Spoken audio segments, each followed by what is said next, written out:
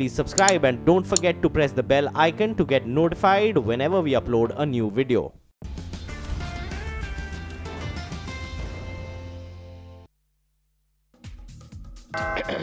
Okay, the first tick is 1,200 gone on the Sensex. 33,500 is gone. This is not the time to be in mid-cap. So you shouldn't try and bottom fish stuff which is extremely volatile at the moment and where liquidity can disappear overnight. This is more of a bull market correction is what we see. We clearly see here is basically the market had run ahead of the fundamentals. And this is a sort of a catching up, basically, whether it is India or whether it's abroad. That's good news, actually. The asset quality on a sequential basis has improved by close to around 90 basis points. That's the net NPAs. As we jump into the session, you can see we are mostly in the red. There's about 3 stocks that have made it onto the charts in the green. It has been such a volatile day of trade. We have recovered from the lows, but still the market closes, the Sensex closes with almost a 500-point cut. Global sell-off rattles Dalal Street. Sensex loses 560 points despite recovering 700 points intraday. Nifty turns negative for 2018. India is not alone. Shares tumble across Asia and Europe as the bulls run for cover. Dow futures swing violently in a 1,000-point range. Bank stocks see a sharp recovery after a fall in global bond yields. The Nifty Bank Index recoups nearly 1,000 points but still ends the day lower by about 300 points. Tata Motors stock skids 5% after it reported weak growth for the Jaguar and Land Rover in the third quarter. Lupin tanks nearly 6% after third quarter margins contracted by a massive 600 basis points. And in his first reaction after the Singapore Stock Exchange started trading 50 Indian stock futures, the NSE CEO Vikram Limaye says Indian authorities will respond to the move. That's an exclusive. Well, those were the top 5 headlines from the day's trading action. Hello and welcome to Markets Today, the Fear Factor. Here we will tell you about 8 hours of genuinely volatile trading in just 5 headlines. I'm Lata Venkatesh, with me Prashant Nair. Hi Prashant. Lata, hi. Again, another wild day. Over the next 30 minutes, we will discuss the top 5 headlines that we put out earlier individually, but our experts will also join us to answer your stock questions. Joining us to do that are Dipen Mehta, member of the BSE and NSE, and technical expert Mitesh Thakkar. Gentlemen, thanks very much, both of you, for being with us here on the show. But before we bring both of them in, let's take a quick look at what really happened in terms of trade. Just completely wild day, Lata.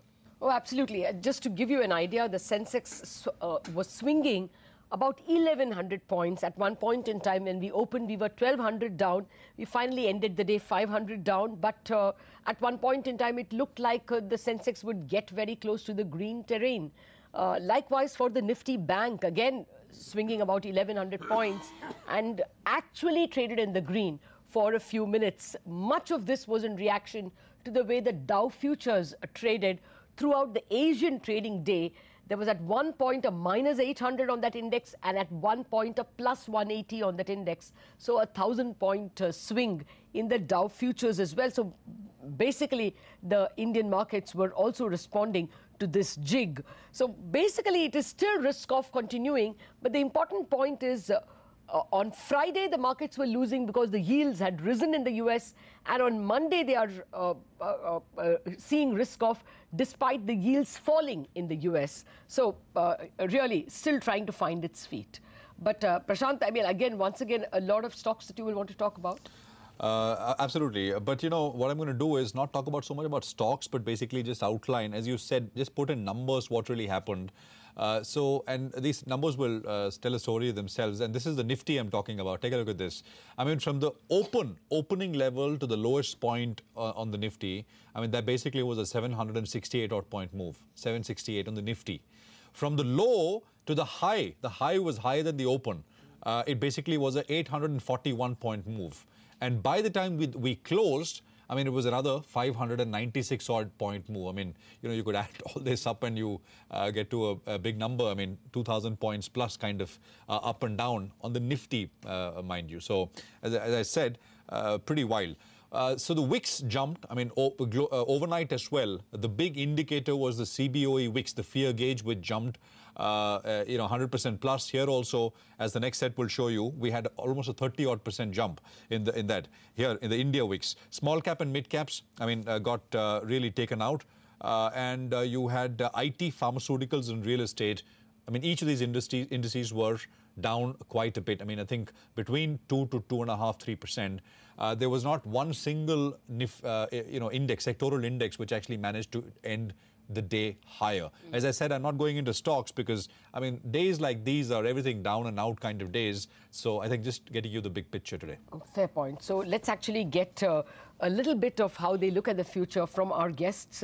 Mitesh, what's the trade now? Positionally or tomorrow? Take your pick. Yeah, so Lata, I'll comment on both of them. I think positionally the view still remains negative. We've had a good fall and possibly some bounce back as short covering and oversold markets came into play. Short term, my sense is that I think this choppiness might settle down. We've had a working low at least made today, which could be closer to about 10,300, 330 zones.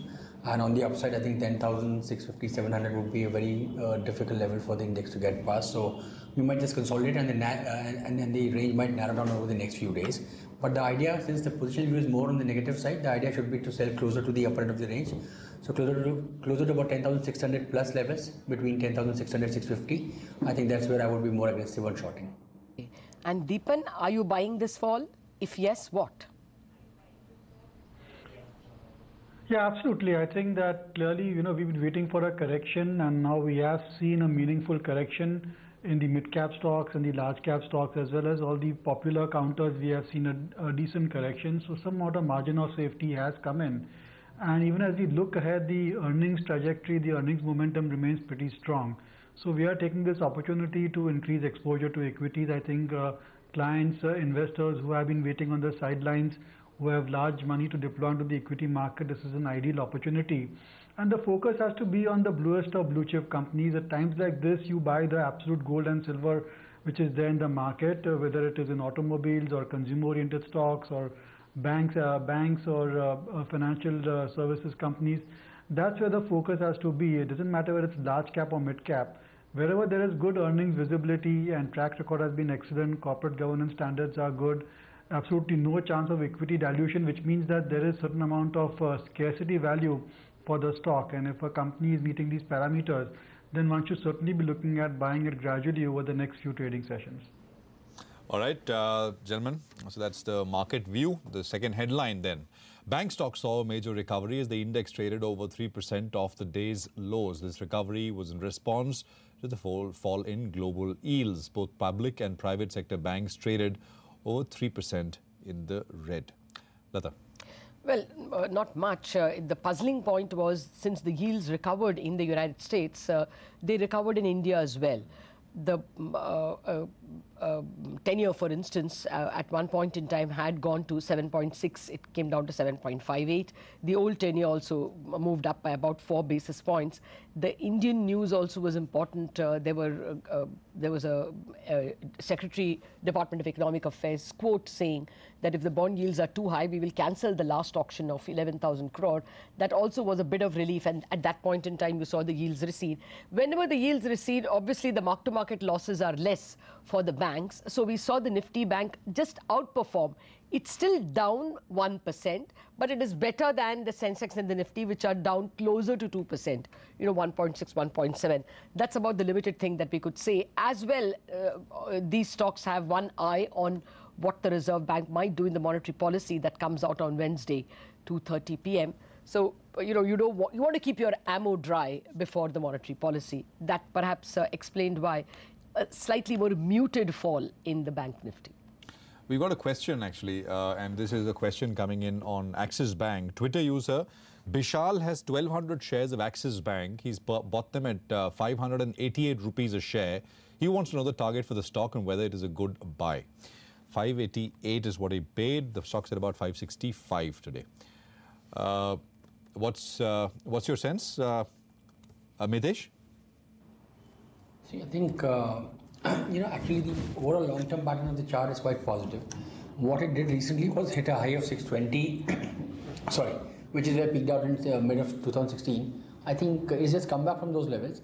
If the stock can sustain itself above 530 zones, I would be pretty comfortable holding it. So 530 can be some kind of a working stop loss. And I think once it starts getting past 620, because I believe that the long-term chart is quite positive, I think once it starts getting past 620, 690, 700 would be a good target for the next 6 to 9 to maybe 10 months. So I think I would advise a hold with a stop below 530. Okay. Well, let's get to the headline number 3. This is India is not alone as far as the share tumble was concerned. It was witnessed across Asia and Europe as the bulls ran for cover. The Nikkei tumbled 4.7% today, while the Hang Seng fell 5%. Shanghai did slightly better. It ends with a cut of 3.3%. Dow futures swung violently about in a 1,000-point range during the Asian trading day. Manish Singh, the chief strategist and head of investments at Crossbridge Capital, joins us on the phone. Manish, thank you very much for joining us. What's the sense you're getting? I mean, we've seen a meaningful recovery in US yields. They've now fallen to 2.72. Is volatility at an end because ultimately growth drivers are positive? Yeah, so I agree with you that, the growth drivers are positive. And if you look at the global growth, which is now accelerating at and nearing a 4% level, is very encouraging. Now, what has happened over last 2 days or last 24 hours is that you have really seen a carnage in the volatility market, especially the volatility ETF, the inverse ETF XIV, which was down almost 95% after market. So what you are seeing is leverage bets on volatility keeps falling is not going to work, and that has created a panic in the market. Because if you look at in terms of inflation, the oil price is actually topping out and looking to fall. The wage increase is only minimal. So there's no big fear about inflation. Your chance, do you think people come in and buy at this juncture and at least we may see stability now? I absolutely think that's going to happen. You've seen that already, that the Dow futures have now turned green. Overnight, despite all the other moves, Dow futures have turned green. So yes, I think the correction, let's say, was overdue, and now it has been overdone because, there's nothing fundamentally which should make people think that the risk perception has gone up. There has been no rise in risk perception in reality. So I think that, yes, I think it is overdone, and you will see people buying back this dip. I mean, how fast and how soon, Manish? Well, I would say that, people will start buying from this afternoon, and you will see that when the U.S. market opens. But there are elements to bear in mind, that if there are funds out there who trade only on volatility, and there are many of them who trend-following funds who look at where the VIX is and they put their trades on, you may still have some trades in those markets which could cause a large upside or downside move. But I would say if you are a buyer for fundamental reasons, you look at economy, you look at rates, you look at GDP growth, you look at earnings, and on that basis, nothing has changed. Okay. Well, stability probably round the corner. The markets, of course, are hungry for that. Thank you very much, Manish Singh, for joining us. We have to take a break on that note, but coming up, our experts will be there with us to answer all your stock questions. We're back in a jiffy.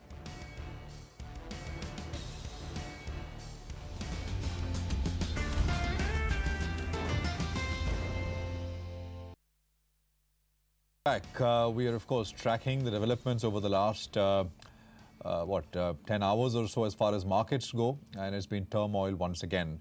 Let's move on to the fourth headline of the day, the big earnings and their impact. Tata Motors, Punjab National Bank and Lupin. Let's begin with Tata Motors. The stock traded with deep cuts today. It closed a little more than 5% in the red.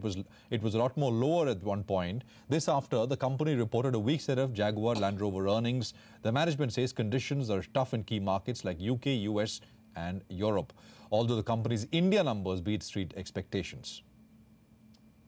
Okay, we've got a question from Gagandeep, who's tweeted to us. He has bought 600 shares of Tata Motors at 420 rupees.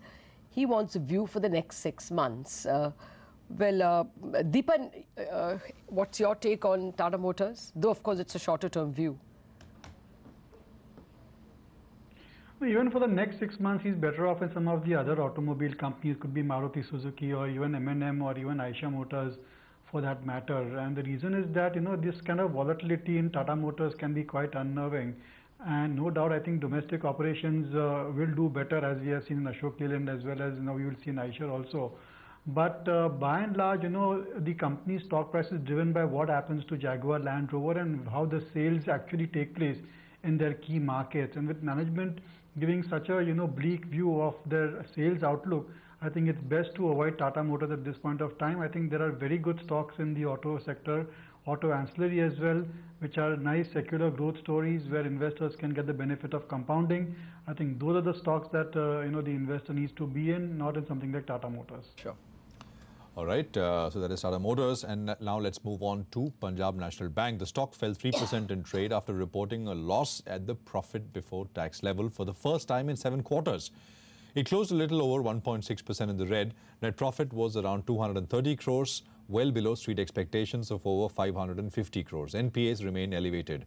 Gross NPAs came in at around 12% as against a little over 13% last quarter. Provisions saw a rise on a sequential basis, coming in at over 4,400 crores as against more than 2,400 crores last quarter.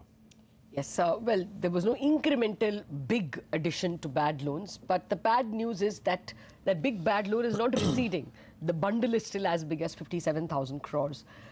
There's a tweet we have got from Rohan Agarwal, who has 1,000 shares of Punjab National Bank, which he purchased at 200 rupees. He's not giving us a time period, but Mitesh, he's asking if you should hold or sell.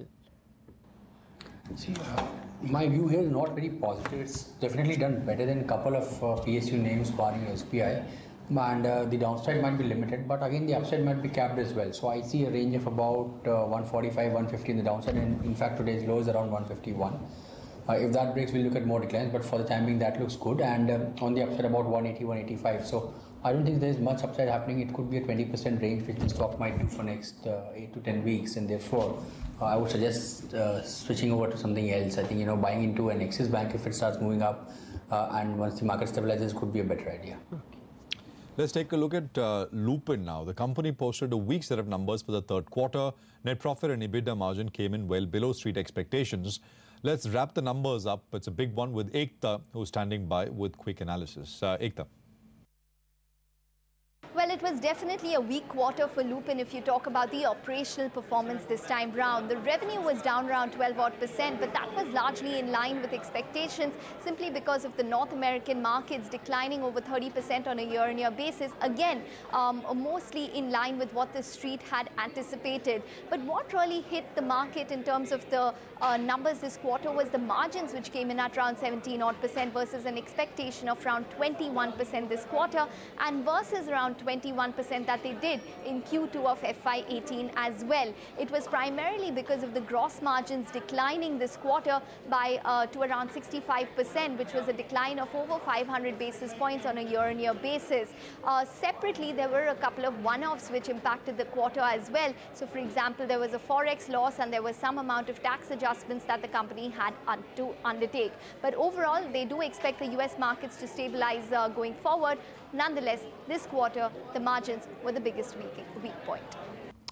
Okay, and here's a question coming from Pratik, who has tweeted to us that he holds 58 shares of Lupin at 980 rupees, wants to know what his next move should be. Should he add, should he hold, should he sell? Dipen?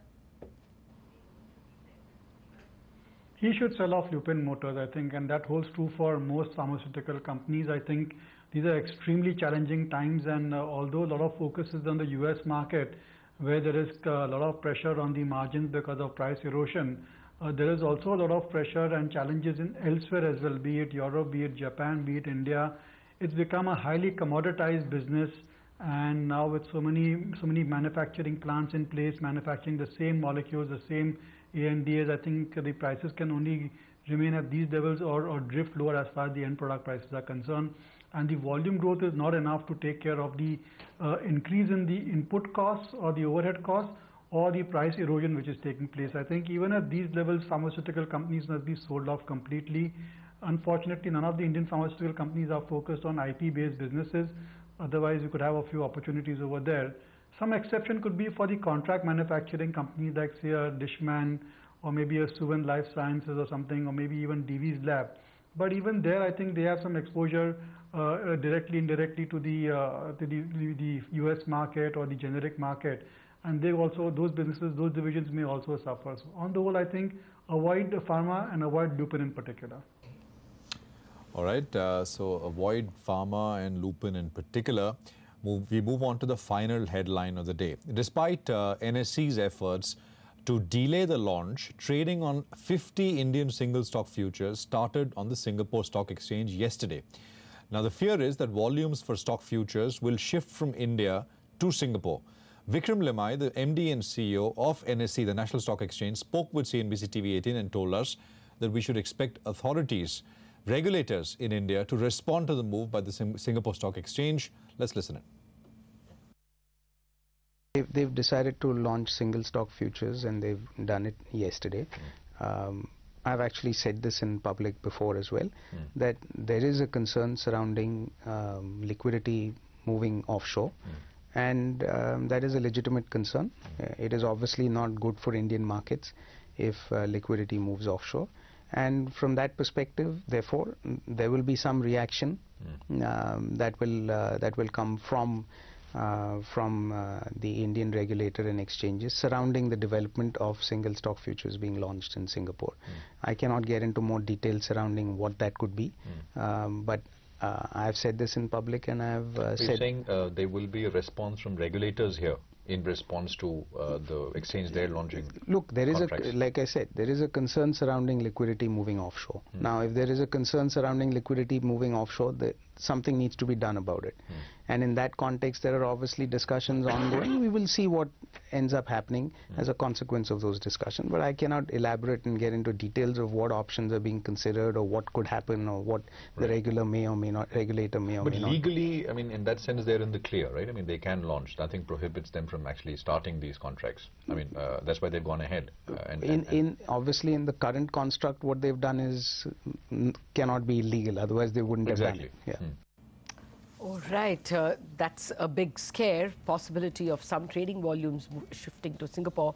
We will discuss that in future editions of Markets Today. For the moment, thank you very much, Mitesh and Dipen, for joining us, and thank you, viewers, for watching. That's Markets Today Talk Back.